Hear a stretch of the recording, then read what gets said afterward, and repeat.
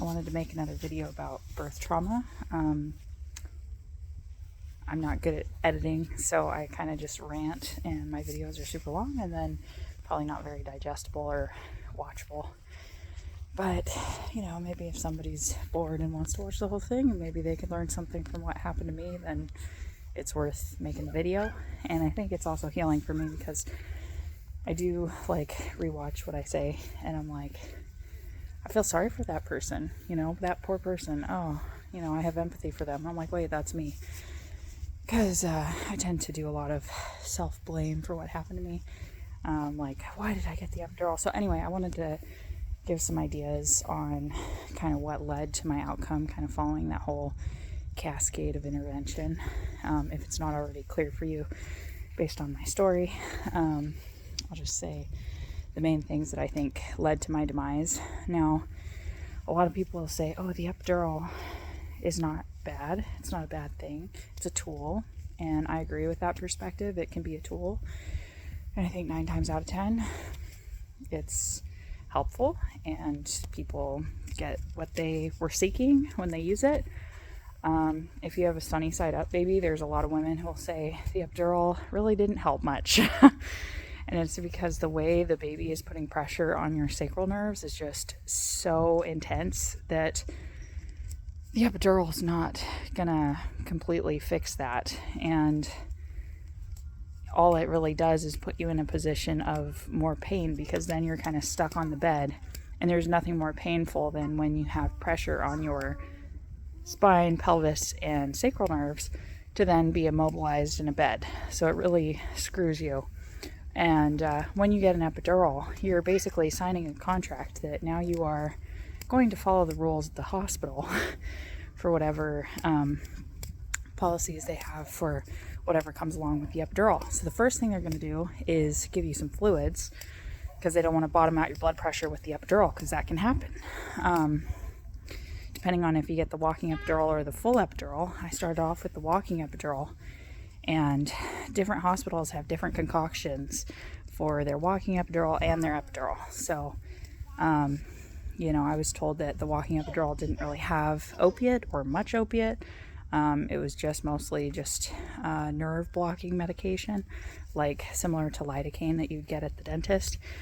And I could look through my chart and probably figure out exactly what was the ratio of each medication for my walking versus my full epidural. But when I got the walking epidural, the sensation was a really big pinch in the back, followed by what felt like somebody spraying me with cold water on my back. And then relief happened pretty quickly after that. And I was in excruciating pain prior to that and begging to be shot in the face. And I know that sounds dramatic, but that's literally what I was doing. And mind you, I walked the Grand Canyon in a day. I got rhabdo, didn't go to the hospital. Like I've suffered in life, and I also broke my knee and didn't use any pain medicine. So pretty good at suffering. I'm also somebody who has chronic migraine headaches, and I just suffer with them. And I puke and I continue to work. Like it's kind of crazy the amount of suffering I will go through. And then I watch my husband like have a cold and it totally takes him out. But I thought it was pretty tough. And then having an OP baby really changed my opinion on how to cope in labor, because I thought, you know, my toughness will get me through it. And then I know that, you know, I've done the whole holding ice cubes thing that they say to train yourself for suffering, which I never found to be difficult. I'm like, okay, how long do I hold these ice cubes for? It's like, this is really not that hard. I grew up in snow country, so I'm very used to my hands going completely numb and still having to like butcher a chicken or something. So, you know, that didn't translate to labor assistance. And it really made me mad having to go through what I went through, because it's like everything I was taught. And I read the Ina May's book. I read the Ina May's book. I read the Bradley Method. I reread my OB book in nursing school. I read a lot. I mean, I read like 7 or 8 books total on natural delivery, and then all things that go wrong. I read a bunch of research studies, talked to a bunch of people who I knew had natural birth, so I knew like how to get through it. And nothing prepared me for the amount of pain I felt. And it wasn't until afterwards that I really started delving into like labors that don't follow a normal pattern, and pain that's like off the chart from your sunny side up baby, that I started to realize like, oh, these labors are totally different. Like you can't prepare for them in the same way. And it's like, as a pregnant person, I just banked on having good luck. Like I thought the OB that I picked would be the one that would be at my birth, just purely off of naivety and good luck, even though I've never had good luck in life. And I thought, you know, I kind of asked questions to some of the other OBs in the group that I saw, but I didn't think to interview them as depthfully as I did the OB that I chose. And I also kind of had the idea, well, it's a baby-friendly hospital, so they're all kind of on the same page. That wasn't true at all. There's somebody who I ended up with who's got a high C-section rate and is very pro-intervention. So, you know, and then I had a decent opinion of her just based off of a very short interaction that was misguided. She was really quick and happy and nice in my appointments, but the reason why she was nice to me is because I had no questions or complaints. Like, if I would have drilled her, I think I would have seen her true colors a lot faster, because she was more into rushing through. And one comment she said to me while I was pregnant was, oh, you're easy, because all I asked for was a work note that kind of excused me from working mandatory overtime, because I had the sensation that my pelvis was splitting in half, because I had symphysis pubis disorder, and climbing in and out of a helicopter puts a lot of strain on that. And I was going through physical therapy, but my job had some mandatory overtime that really just was too much for me being pregnant. So I got her to get me out of that with a work note, which she thought was reasonable, and she was happy to do that. So I thought, oh, she's great, she listens. But you know, it's not that hard for her to do, and that's why she was compliant for that. Anyway, I wanted to get back to what I think set me up for my failure. So she ended up being the one to deliver for me, and I mistook her happy demeanor and her quickness for being good at her job, when really she's just an impatient person. And she, you know, if you're not going to give her a lot of issues, something that's going to require a lot of time, then she'll be great to you. But if your labor is going to take a long time, she's going to be very impatient. And I saw her like a couple days prior to my water breaking, and she said, maybe you should just pick an induction date. And I wasn't even 40 weeks pregnant yet. I was like, what? Like, this is the first time I've seen what the internet warns you of. You know, it's like, it's something they hide from you until you're there, you know, because it's like everybody seemed like totally fine with my natural wants, my wishes for natural labor. And then 39 weeks rolls around, and she's like, well, you can just choose your baby's birthday. I'm like, what? Why would I do that? Like, there's no medical indication for that, and I haven't even reached full term yet. I'm like, you know, I can understand saying, you know, let's pick a date in the 41 week area just in case, you know, but she didn't say that. She was kind of like, oh, you could go tomorrow if you want, you could go, you know. And I'm like, no, I think I should let labor take its course. And also, we don't exactly know when I conceived, so it's possible that my due date's slightly earlier than it should be, you know. So anyway, I did a lot of research, and it was the first time I felt stress in pregnancy, like I was uncertain about how my birth would go because of what she said to me. I spent all this time like really being anxious and looking up statistics and studies on induction, and it's like, okay, yeah, the increase rate of mortality is higher if you go to 41 and then 42 weeks, but it's really only higher for people in high risk categories. These risks weren't increased for people who are, you know, following what I am, which is low risk. It's like, I'm genetically, I should be fine. I'm not a minority, like, and that matters, unfortunately. But I was like, okay, I'm a Caucasian, and I'm young, and I don't have any gestational diabetes or hypertension. You know, there's no reason to induce me. I don't have twins. Like, all these things that kind of put you at higher risk, I don't have. So why am I being pushed to induce? So then I wrote an email to her saying, like, I just don't think I need to do that, but if you want me on the schedule, because she was fearing me, she was saying, staff is short in these months, because it's, you know, the highest rate of birth is September and August. So if you want to not have care, you should get on the schedule.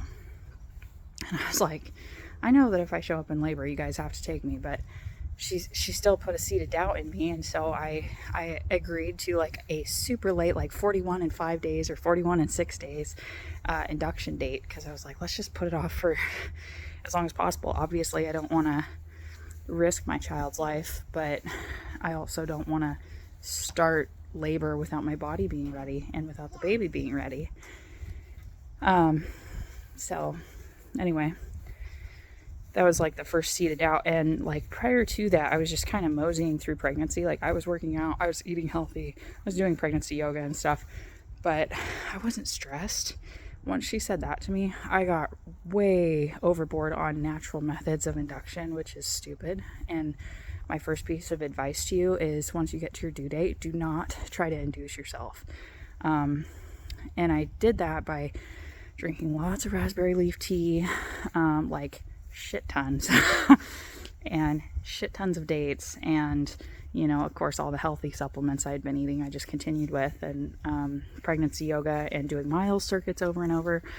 I spent a lot of time like with my butt in the air and upside down trying to have the optimal position for birth, which obviously didn't work out for me. And then I worked out really, really hard on my due date, which was, I think, the catalyst of what started me off in a bad position, because towards the end of pregnancy, you're already not sleeping well because you got to get up and pee all the time, and you're not comfortable. Like, I can only lay on my side for so long, and then I have to wake up and reposition me because it's a whole job to rearrange my pillows. So like every night I am waking up multiple times a night.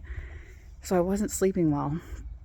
And then I also had leg cramps all the time. So I was taking shit tons of magnesium, which I do recommend taking magnesium in pregnancy. It's like, once I would up my dose, I would have less leg cramps, and then, you know, wait a little while, and then I would need more magnesium. And there's something to be said for your electrolytes in pregnancy, because your needs are totally different than when you're not pregnant.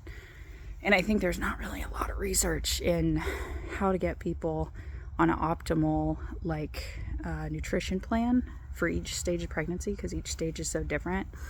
I remember craving citrus in the first trimester into the second trimester, and like really not liking meat, which is not like me at all, and loving spicy food, which is also not like me.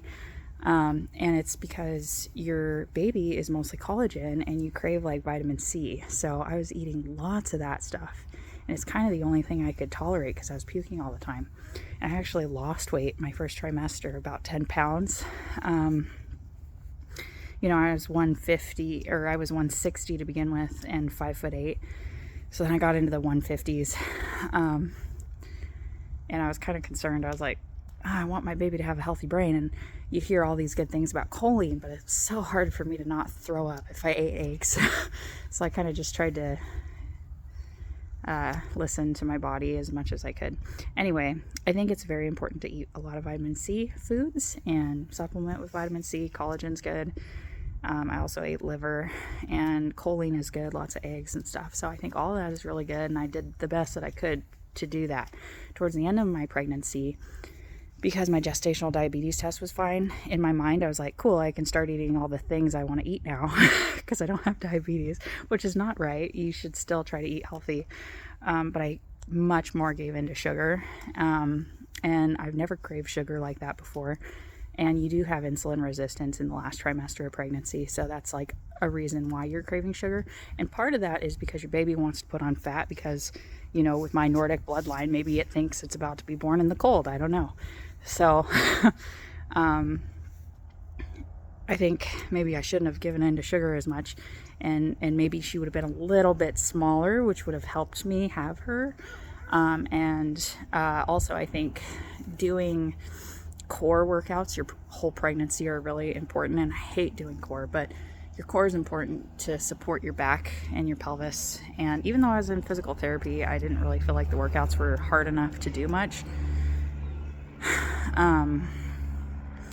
So eat lots of vitamin C, make sure you're eating magnesium stuff, and avoid sugar. Try not to gain too much weight. I gained like 50 or 60 pounds, which for somebody who's 5'8" and not super skinny, I'm not fat either, but is a little too much. Like, I lost about 30 pounds after having her and after I healed a bit. And that's probably about as much as I should have gained. I probably should have gained like 40 pounds. So I had a little extra cushion. But I think 60 was too much. And I'm still trying to lose the last 10 pounds to get to 160. And then I'm trying to get back into the 150s because I could do more physical activity then, because I used to do like pole dancing and stuff, and it'd be easier if I was that weight. So I'm trying to do that and counting calories and stuff, but it's so hard now that I've had a hysterectomy and I'm still breastfeeding. It's like very, very hard. Even with counting calories, it's just the weight is so slow to come off. And I've never had so much sympathy for people struggling with dieting. Anyway, so keeping your body healthy is really important. Towards the end, do not exhaust yourself. Do not do a bunch of workouts that are going to eat up your glycogen reserve, because that's the thing that's building up in the last days of pregnancy that's trying to help you get through labor. Your body is good at storing energy when you're pregnant. And I think I used a lot of it up by working out really hard. I lifted 100 pounds 30 times, squatting, deadlifting, and then sled pushing. I worked out for like, I don't know, hour and a half or so. And that was after waking up at like, I don't know, super early in the morning, like 4 in the morning or something, after not going to sleep until like midnight or something like that. So like no sleep towards the end of pregnancy. And then I was working out way too hard, which also, you know, kind of dehydrates you too and can screw with your electrolytes and stuff. And that's not what you want to do before labor. It's like I worked so hard to be so healthy in pregnancy, and then at the end I got stressed and screwed myself up. Didn't give myself the boost that I needed to get through such a horrible labor. And then I was natural. Well, like my water broke at 1 a.m. the next day, 1:45 in the morning, and it was a huge gush when it broke, you know. And everybody says, "Oh, it doesn't break like that." Mine did. And immediately I had no cushion. Like my baby was sitting in my bones, and she was like causing a lot of contractions. And you know, for some people their water breaks just a little bit and they still have a cushion. So that wasn't my experience. And women will tell you once the water breaks, it's pretty painful. So I would agree with that. Initial bits of labor, it was like bad period cramps. It wasn't anything I couldn't handle, but they were very regular. They're about 6 minutes apart. Like to start with, they were like 20 minutes apart, but then they got to like 6 minutes apart while we were driving. And I really wanted to go to sleep. I really wanted to just stay home for a little bit. And I started getting shaky. I was really nervous because I was like, man, it's not supposed to be this way. I took all this collagen thinking my water bag would be really tough so that I could have a cushion in labor. But my bag of water broke first thing. And I know that I'm immediately on the clock and on kind of a trajectory for some more interventions. So I don't have all the time in the world to have this baby, you know. And it's like being a nurse didn't help in that instance, because if I was unknowledgeable, I would have still kind of probably taken my time to go to the hospital and maybe stayed at home and rested a bit. But my husband was nervous and I was nervous, and so we took a couple hours at the house. I took a shower, tried to relax, tried to get into the zone of like, okay, we're gonna do this now, which is a scary thought because you're like, I've never had something that big in my vagina. Yeah, so went to the hospital and they didn't put me in a bed until morning time. So it's like I could have just waited at home until then. I wish I would have. But when I called the nurse hotline, they're like, well, your cord could prolapse. You know, you have no bag of water keeping it in there, so you should just come here. So of course I'm like, yeah, of course. I want to be at a hospital right now just in case. And then they put monitors on me and stuff, but that's not something I couldn't have done at home. I had monitor at my house. So I wish I would have just stayed home and tried to take a nap and stuff. That would have helped me so much. Main thing is sleep as much as you possibly can before birth, because you're going to need all the energy in the world like you've never needed before. Like I've hiked the Grand Canyon in a day, and that'd be cakewalk compared to labor. You know, if your baby's facing the right way and they're low enough in your pelvis, labor is probably going to be fine. But my baby was not positioned well, so labor was awful. And movement is the key to get your baby positioned well. And I was moving a lot in the beginnings of labor, doing all the right things doing yoga ball stuff, doing walking, doing lunges even in the hospital. And then all of a sudden, like I went to the bathroom and I grabbed the counter and I could just feel like something change in my pelvis. And then the pain was like excruciating after that. I was like, oh shit. And I remember my mom telling me, you know, if you want an epidural, you can have one. Because I was all banking on, I'm not going to have an epidural. But I was just like, in that moment, I'm like, I'm allowed to have one. And I would recommend not getting an epidural.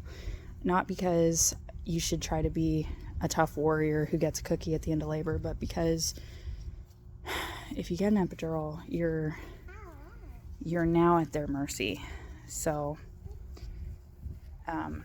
and if your labor's kind of stalling and stuff, it's going to be hard. And a lot of women, they get the epidural because they're scared that it's going to get worse. And it's like, if it's hurting a lot, chances are you're doing it, you know, you're handling it. And my pain was horrible and I wanted a break from the pain. So I did get the walking epidural and I didn't regret it as soon as I got it. I was like, why didn't I do this sooner? Because I suffered for many hours. It was like 14 hours by the time the walking epidural started. And they told me I was only 2 centimeters, but I was 80% effaced.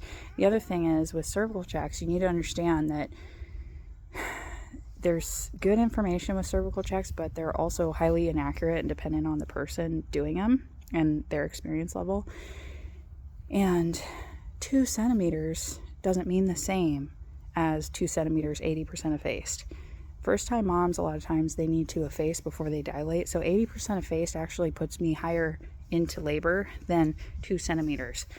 So I was kind of shamed with that 2 centimeter. And I was like, gosh, I'm such a wuss. I'm only 2 centimeters and I'm acting like this. It's like, well, the level of pain I had at 2 centimeters was the same level of pain I had at 7 centimeters and 10 centimeters. It's like, I could have kept going, but I just thought it's going to get worse, you know? And could I have kept going? I don't know. It's a lot of suffering for a long time and you get really, really exhausted really fast. And it's unlike anything I've ever experienced before. And I'll just say this right now, like if you haven't had a sunny side up baby, don't tell people about pain because the pain I was suffering from was bone pain. And I still have bone pain. So, you know, if your baby's not hitting your bones because they're pointed OA, like with their occiput towards your anterior, you're not experiencing the same thing as somebody who's having their head stuck. Because when the head is stuck on a hard thing called your bones, there's nerves in those bones and around those bones, and you're going to feel that a lot more than if they're stuck on nothing and they're pointed the right way and all contractions are leading to birth. You know, my contractions were just hitting this baby that was between a rock and a hard place, and so she would be stuck there, and then the contractions would come back into my uterus because it wasn't making any progress. And so the baby would kind of bounce back into my uterus, and it was causing like this never-ending positive feedback loop. And the thing they tell you about natural labor is you have this cascade of pain and then it comes down. And with OP labor, that's not how it goes. It was like here, here, here, and then next contraction. It was like you constantly stayed high, even in the breaks. And the pain transitioned from abdominal muscular pain to excruciating bone pain. And that was the two things you oscillated between. There was never like a break. You know, I was struggling to figure out when to breathe because it was just so painful. There wasn't a moment, because I was told you'll have bliss between contractions. And it's like, that did not happen for me. So I trained for something that didn't happen for me. You know, I was planning on like during those moments of bliss, I can talk, I can think, I can move, I can do the things I need to do. And it's like, I could never. I was just, my face was buried in the bed and I had my butt in the air, like, which is a good position. But, you know, it's like I was just in horrible pain the whole time. And I also started like shitting myself constantly. And then my butt was exposed because they make you put the hospital gown on backwards, you know, or front ways, but it's open in the back. And I'm like, man, if I had just put that thing on backwards, I probably would have felt more comfortable. And like, I poo-pooed all these things that women do to try to like control their birth space, like fairy lights and music and essential oils and birth gowns. And all those things probably would have helped me. So if you're like feeling ridiculous for wanting to take your own birth gown in, or, you know, be a little bit more modest, or have dim lights with fairy lights and candles that you're allowed to have, and the essential oils, like, go do that, because I think every little thing you do helps you, and you need every little thing possible. The other thing I was always going to do but never actually got around to is get 2 plastic combs, and I only had one going into labor. And I think I asked him, like, do you guys have another one, like, as a patient supply? Which, if I was a nurse, for me, I'd ask the ER to ship me one or something, because they're like 20 cents, like they're nothing. But I only had one, and I kept losing it because I would like drop it or something, and I'm like, I just need somebody to like stab me with needles during a contraction. I also brought a TENS unit that I never touched because I forgot it existed because I was in so much pain.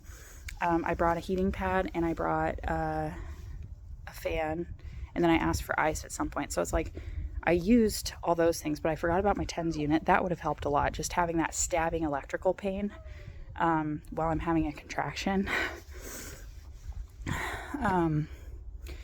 The day shift nurse, at some point, she got on the back of my bed and she was like shaking my butt with a linen, you know, kind of like a rebozo.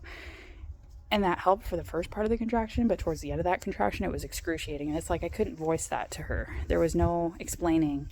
You know, when you have an animal that's in extreme distress, that's like being attacked, you can't reason with that animal. And it's like, for some reason, we think we can reason with laboring women, and it's like, it's all animal at that point. You need to interpret their movement, and you need to work with them. And she did great, but I just needed so much more because I was having a hard time. Anyway, I got the walking epidural, and their policy is you can only have that every 2 hours. Well, it would wear off after like 30, 40 minutes, and then I was just in increasing pain until, you know, I just had to wait and suffer with no pharmacologic help. And it's like, most of that time where I had the pharmacologic help, I was just relaxing and like, oh my God, I can't believe I just experienced that level of pain, and like just trying to like rebuild the stamina for the next contraction or when it would be painful. And it's like, I should have been thinking about my plan for the next thing to do. And I probably did. Like, that's probably when I said, oh yeah, we brought a fan. You know, my husband was no help. It's like, I told him these are the things to help me with labor, and then he wasn't like, let's grab some of that. And like, he was not my doula, and I do blame him for that. I think had he not put himself in the position of doula, I would have gotten my own doula. He's the one that told me, you're a nurse, you know things, we don't need a doula. You need a doula. Okay, as a nurse who's very educated in this, you need a doula. And not just any doula. You need somebody who's had babies before, who has empathy, who will listen to you and have your best interests. Not somebody that's going to be married to the hospital and intimidated by nurses and doctors. Somebody that's going to work for you, and somebody who is work brickle, you know, because it's exhausting helping a woman in labor. You know, I'm the heaviest I've ever been, and I need to be flip-flopped around and helped into different positions and supported. And it's like, my husband could be the physical strength to support me, but he didn't have the emotional or mental capacity to know what to do for me. And that's where a doula would have been really beneficial. So I will say, if you want to avoid my story, or ending up in that birth cascade, you really need a doula. And you need to practice on your own with your non-pharmacologic techniques of like, okay, here's another contraction, and like grip your birth comb, and then like once you can't handle it anymore, then add your next intervention, which is like hip squeezes with your husband, or repositioning, or a fan at that point, or heating pad, or a TENS unit, you know. And a TENS unit would have been perfect because there's different levels of intensity, and you could start off on low intensity helping you until you absolutely can't handle it anymore, and then increase the intensity as you absolutely can't handle it. It's like just increasing your help for yourself to delay getting that epidural. And if your epidural works great and you have nurses that will put you into positions that you need, then that's fine. But I didn't have that. And the epidural made me a sitting duck. The epidural made me a sitting duck, and my nurses were not helpful. And if you end up with an epidural, a lot of times it makes you nicer to your nurse, and so they're more for you getting an epidural, and then they can finally put you on Pitocin if they want and manage your birth totally medically. So I would say try to avoid it, because you immediately kind of become their prisoner.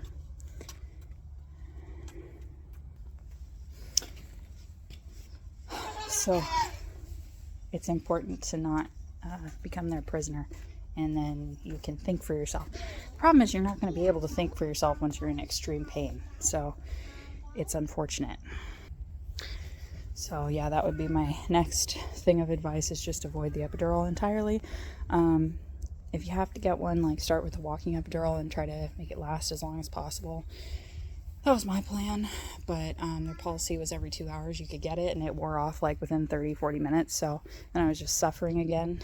And when you know that there's the option of pain relief, that's the only thing you're thinking about. You're like, I just need relief. And you know, it's like I was begging to be shot in the face. So my nurse was like, you can do this naturally, you're doing it. And I'm like, I can't. And then I was like fully dilated, and she was like, but you can have a natural birth now, you know, because she knew that's what I wanted. And I'm like, I can't. And I'm just thinking it's going to get worse. It's like I'm in this much pain and she's not even coming out of me yet. It's going to be worse, right? But a lot of women say pushing is actually the easy part, and you don't worry about tearing. And I was told that over and over by people who had natural births, but I couldn't shake that fear while I was in labor. Like, this is just going to be more excruciating. I'm going to feel this baby rip through my body and break my pelvis and break everything. It's like, oh, I don't want to feel that. I mean, it's scary. And so I wish somebody would have been like, it's not going to hurt as bad as what you're already doing. Because when I actually had the urge to push and I started pushing, it wasn't as painful. And that's when I turned the epidural back off. So I wish somebody would have told me that and kind of encouraged me. But, you know, to the nurse's credit, it's like, it's my choice, right? So she's only going to argue with me for so long. But that's where a doula comes in. It's like you need somebody to grab you and remind you of your plan and remind you of the tools to get there and encourage you. You know, I didn't have people encouraging me saying that I could do this, and I was doing this, and, you know, it's not going to get much worse. Like, you're okay now. You can keep going like this. So, yeah. And, you know, the only reason I have regret over epidural is because I ended up with a C-section that was botched. Like, I'd probably be over it by now if I had the ability to still be a woman. But because they took all of that from me, it was such a high cost, and it was not worth the pain relief that I got. And even now, I think, could I have really gotten through a 26-hour labor without pain meds? I think I could, because I was there. I was doing it. You know, a lot of what the epidural did for me is just numb my legs, and it didn't actually provide me relief, because once I got the full epidural, I couldn't feel anything. And then they put me on my left side because the baby had some D cells. Not a lot, just a few, which is normal. They tried to say they were variable, but I mean, she never dipped below 100. And I really think a lot of that was just them losing her and catching my heartbeat. Because I could feel her kicking the whole time, and her APGARs were perfect when she was born and everything. My placenta was fine, cord was fine. Like, there was no reason for her to actually be having issues. So, you know, but that level of fear was there because they're telling me, oh, baby's having issues. And I'm like, God, okay. And then the doctor comes in and tells me I should just have a C-section because she assesses me and finds the baby's OP. And in her experience, those babies need a C-section. And I was like, fuck, you know, I don't want to do that. So then I just struggle to continue to push this baby out while having the epidural, while being on my left side. The baby's stuck in my right back, my right hip. And so then pretty soon, like, all the epidural is doing is just numbing my left side and doing nothing for my right. And then I'm in excruciating pain. The nurses are yanking on my catheter that's not actually anchored. And they're yanking on and they're pushing on my belly, trying to get a fetal heart rate. And I finally say, like, just put a fetal scalp electrode in. They're like, oh, it's not clinically indicated. So another thing, nurses can't make that call. You can have a conversation with the doctor if you really need to. So it's like, if monitoring is starting to scare you, I would say get a scalp electrode if you're capable of that. If the baby's head is low enough and all that, and the water's broken already, it's like, I would not C-section based off of external monitors alone, because those can be highly inaccurate. And my one friend, she was almost C-sectioning because they totally lost their baby's heart rate for like 5-10 minutes, and they were frantically looking for it. And it's just that her baby kind of moved over. And it's like, that's when you need to just use something other than these very inaccurate external monitors.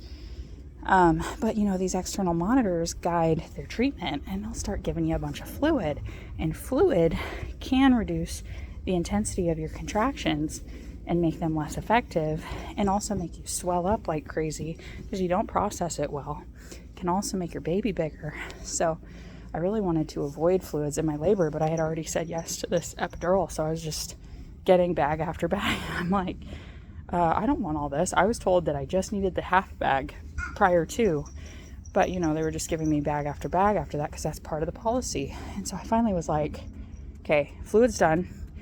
I want you out, and I want this epidural off. So, and then I could control my movement again. And I had my husband flip me while I was still mostly numb on my left leg, which is my good leg. I had an ACL injury on my right. So it was hard. It was physically very hard. And I was so exhausted. Like, I could just allow myself to die because I was so tired. And I've been a night shift nurse my whole career, you know. It's like, I'm used to being tired, but this is a different level. It's like, it really felt like there was sand, you know, one of those sand hourglasses, and it felt like the last bits of sand were running out for my entire life energy, and I would just die after it was gone. And so me kicking them out was like desperation, trying to avoid a C-section. Because I'm like, these people are not putting me in the position to effectively get this baby rotated and out of me. And even if I begged them, they were like, no, let's just keep you on your left side. Or they would like sometimes put me on my butt and like grab onto the rope to kind of pull myself up. But that was a painful position for me, and I was sitting on my butt. I'm like, I need to get off my butt so it can expand because the baby's stuck. And they could not understand that. I'm like, that's hurting a lot. And the baby is stuck. We heard it's stuck. Why are you then compressing my pelvis? And you'd think they would know this. And the other thing is, I wasn't told the reality of what would happen after I got an epidural, because I was told that, oh, you can still move around with an epidural. Your nurses will help you. And that's not what happened. So really talk to the nurse that's going to be taking care of you after your epidural, and make sure they know that you want to move around a lot, and not just like flip-flopping between back side, which is not real movement, but they'll chart like they did their job. I'm talking all the different kinds of movement for labor that's difficult, because if your baby's pointed the right way, the baby's coming out whether you're trying not to or whatever. But if the baby's not positioned well, that baby's only coming out if you get into certain positions because they're stuck. So, and I had asked the doctor, is there anything else we could do? And she's like, well, I could shove her back up in there and you could start all over. But who would consent to that? Because that doesn't sound like a good idea. I'm at hour 18 at this point. I'm like, I don't want another 18 hours of this. I'm like, no, I'll just keep pushing. Because that made it sound like I was going to have to re-descend her through my pelvis. But that really was a good idea, to have her like shoved up a little bit more and kind of rotated. And that's what a lot of midwives will do if you're kind of stuck in this labor position for so long with the baby not descending. So anyway, I did get her to progress from 0 station to +1. And when she was born, she had a massive cone head. And they immediately tried to gaslight me and say, oh, her head bones didn't model well. I'm like, that's the coniest head I've ever seen. Like, she was coming out. And I also had like an overwhelming urge to push, and it was repeated. And they even came in saying, it sounds like you're trying to push out a baby. And it's like, that was the first time in labor that I felt that. So they really should have just supported me there. And I understand the risk increases the longer you're openly dilated, but it's also possible they told me I was fully dilated when I wasn't, because I had this overwhelming urge to just sleep and pause around midnight. They told me I was fully dilated around 8 p.m. or so, and then they immediately started trying to get me to push. And I did some practice pushes just to see, and then I was like, I don't want to do this anymore. This isn't helping, and it's just exhausting me, and I'm not making any progress. Like, I'm doing nothing except exhausting me. So then I wanted to sleep, and they were going to try to let me sleep, but they didn't. That's when they were pushing the monitors deep in my stomach and pulling on my catheter that wasn't locked. I had to make them relock it, which they just ripped my old stat lock off and put a new one on. It was horrible. Like, and I had a red mark on my leg for months after from them just ripping that off, and no skin prep or anything. Like, just basics in nursing that help your patient. I didn't get any of that. So, you know, all of that adds to your stress in labor. And cortisol opposes oxytocin. So it really matters to be in a safe environment when you're birthing a baby. And I was with really dumb nurses who were really abusive. And as a nurse, it's like, if a patient tells me no, I listen. I don't keep pushing them. You know, I'll educate them, but I'm not going to touch them if they tell me don't touch me. You can't. You know, unless they are out of their mind because they have a substance on board, like, you know, a medication I gave them, and now they're doing something that could hurt themselves. But me asking to be in different positions and me asking them to stop touching me, that's a very reasonable request, and they should have allowed for that, and they didn't. So I guess my next piece of advice is just make sure your labor team is helpful. And that's something that if you don't have a doula, if you don't have somebody that really knows your plan, you may not be lucky and have that. And so then it's going to be near impossible to get the outcome you want, because you're delivering your baby under duress. And no animal does that.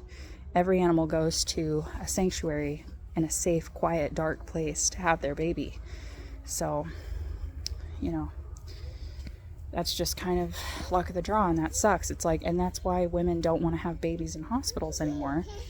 And then the hospital staff's like, oh, these people are just so dumb because they want to risk their child's life. It's like, I don't want to risk my child's life.